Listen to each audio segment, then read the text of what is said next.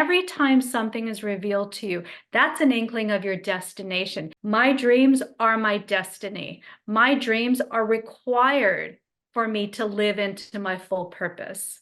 The universe requires that this idea be manifest in physical form.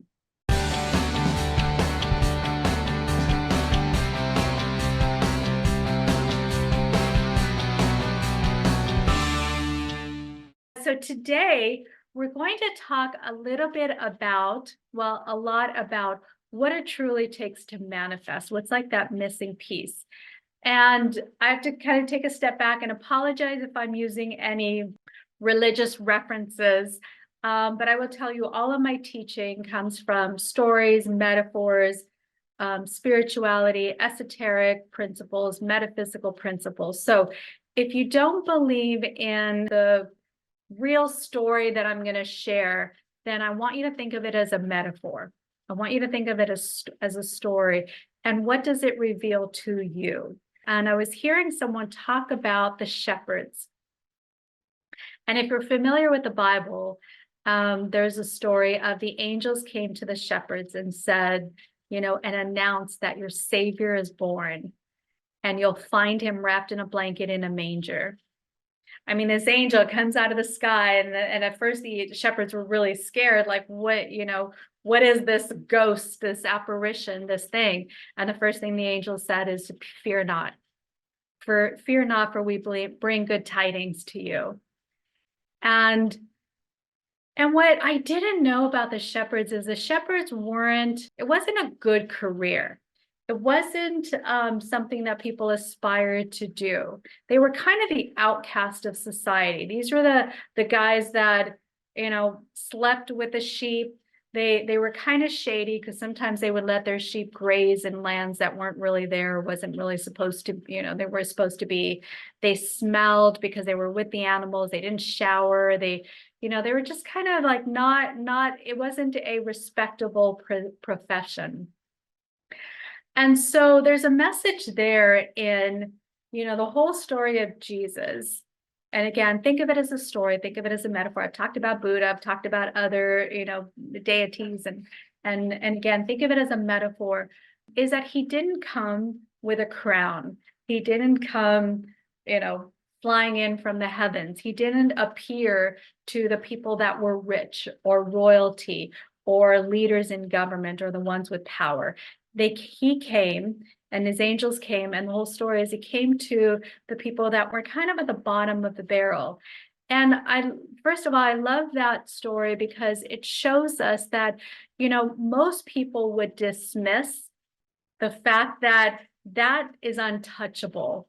The idea of connecting to God, being saved, having, a savior come and bestow riches on you, being redeemed, being forgiven, being told you are worthy of love, would have been dismissed if it was for them, for the rich people. So the angels came to the shepherds and said, I bring you good tidings. Your savior is born. You'll find him wrapped in a blanket in a manger, born with animals. Again, just that story. And one thing that really struck me is, can you imagine? They have this huge revelation, their savior that they've been waiting for, that's been in the books for hundreds of years that they've studied, is here. And an angel is announcing it to them.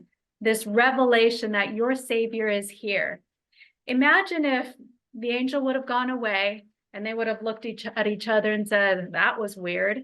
What was that all about? And then they went about their duty. They went about their job. Just imagine. The revelation was given to them. Now, when we have a revelation, what does that mean for us? Revelation is an idea. It's an inspiration. It's something that's planted in our heart, something that's planted in our mind. How many ideas, how many desires, how many dreams are revealed to you? And what do we do with them? Do we say, oh, that's kind of cool, or that was weird, or that's too big, or that's kind of scary, or that's for them, not for me? But what do these shepherds do instead? They followed the North Star and they found Jesus in the manger. And they got to greet the Son of God. Imagine that. They got to greet the Son of God. A revelation requires a response. They could easily have dismissed it. They could easily have said, again, that's kind of weird. What that was a weird ghost. But something was revealed to them, and they responded, and they became part of history now. Their whole life has changed. Their whole experience has been transformed. They got to be part of something magical. So what we want to think is, when something is revealed to us, and what does that revelation mean? Again, what is that revelation? That revelation is that dream in your heart. That dream in your heart is not in everyone's heart.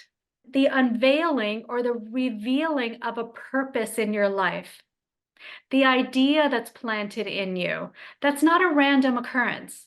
Those are intentional messages meant to guide us toward our destiny. Every time something is revealed to you, that's an inkling of your destination. You've heard me say over and over again here that whatever brings you joy, whatever gives you life, whatever makes you feel excited, whatever you are drawn to, it's there because that's meant for you. My dreams are my purpose. My dreams are my destiny. My dreams are required for me to live into my full purpose. So when something is revealed to you, and again, my dream is different from your dream. The ideas that are planted in my mind are different than the ideas planted in your mind. Those things that are opened up to you, those revelations, those invitations are there for you, and they're there for you for a purpose. And what I want to impart on you is that they're not meant to be dismissed lightly. They are purposeful. There is a purpose to them. And again, whether you attribute them to God, the higher self, the universe, other spiritual belief, the message is clear. You are meant to pay attention. You are meant to pay attention to these insights that you are getting, these pulls of becoming, these dreams in your heart, those things that get you excited, because those insights hold the key to unlocking the extraordinary potential within you. You're required to live into that. So a dream is not just like, oh, I would like this, and, this is just a dream. This is just a pipe dream. No, that dream is because that's your purpose. It's there to unlock the potential within you, to transform you. And that revelation requires a response. We're required to respond to it. Now, what does that response look like? That's a call to action. We're required to take action on it. It's an invitation to take action, to move forward, and oftentimes to transform our lives, because it requires us to align with the purpose that has been unveiled to us. And I'll tell you, sometimes that purpose is not very comfortable. Those shepherds had to leave their job, their duty, their station, and go chase a pipe dream, chase something that a ghost, an apparition told them about. Who knows what would have been at the other end? So those revelations come in different forms. It's the insights, it's the inspirations, the dreams, the desires, the ideas. And they are all unique to you. They are a unique message from a higher source guiding you on your life's journey. They're intentional.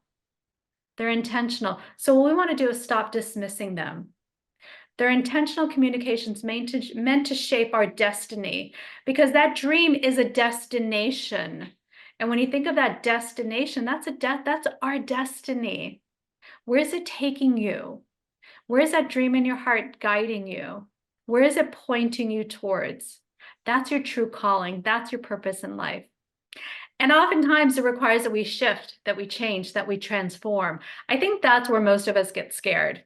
I think that's where most people kind of shrink and shrivel, because now I got to put myself out there, or now I have to learn something new, or learn a new skill, or build a new muscle, or let go of something that's comfortable for me. But when we think about this alignment, it puts us in resonance with that thing that we're required to do. That's where the harmony is created, that resonance. We have to become resonant first by saying yes, by heeding that call, by moving forward, by taking action on that dream, by shifting everything that's in the way, the mental frameworks that have kept us small or kept us where we're at, the emotional baggage, the emotional space that we've comfortably stayed within in order to protect our smaller self from being hurt, from putting ourselves out there and failing. But that's all part of our personal transformation. That's our part of what's required of us to grow and to step into that higher version of us. You know, and that call to action it's huge. And I'll tell you, like, how many of you would say you've had an idea, it's that $1 million idea, and you didn't take action on it? And 3 years later, someone stole your idea. How many of you can say that? I would say a bunch of us would probably say that. Someone stole our idea. We see it on the shelves, or we see it on, the TV, or we see it in a commercial. Now, did someone really steal your idea? No. And I've heard this about ideas from books, where two people on two different parts of the planet were writing the exact same story. And they came together and were like, how did you get my story? You stole it somehow. And in doing a little investigation, they realized they didn't steal it. They both had the same dream implanted in their heart. They both had the same idea implanted in their mind. And why? I believe from a different perspective, the universe requires that this thing come out to the universe. The universe requires that this idea be manifest in physical form, that this thing, that this book, that this gadget, that this technology, that this idea come out. And unfortunately, a lot of us are flakes. Sorry, none of you here. I've been a flake once in a while, maybe twice in my life, probably more than that. But the universe knows that. And the universe knows, I have to share this idea to 20 people on this planet because maybe one will take action. And that's what it requires. And so when we think of those ideas, it's because the universe wants it out there. So a revelation requires a response. You cannot manifest without responding to that idea, without taking action, without doing something with the information that was unveiled to you, that was revealed to you. So when we look at manifesting, I want you to think about, what are those things that are implanted in your heart, implanted in your mind? What are those things that you want to manifest? What are those things that you want to bring forth? What excites you? What brings you joy? What makes you giddy just thinking about it? Before you get to the how, because the how is none of your business. Before you to get to the, there's a lot of steps, because that's none of your business. What's required of you today? And what will you do with that call to become greater? So I would love to open this up and hear from you. What is that? What has been revealed to you? What has been revealed to you? And what would you love? What next step would you take in this moment? How would you respond to that revelation? All right, ladies and gentlemen, thank you so much for joining me here. Thank you for joining us in the Zoom room. Please share your thoughts, your comments, anything that you took away from today, and anything you'd like us to talk about. So until next time, lots of love, and we'll see you all next time. Bye-bye.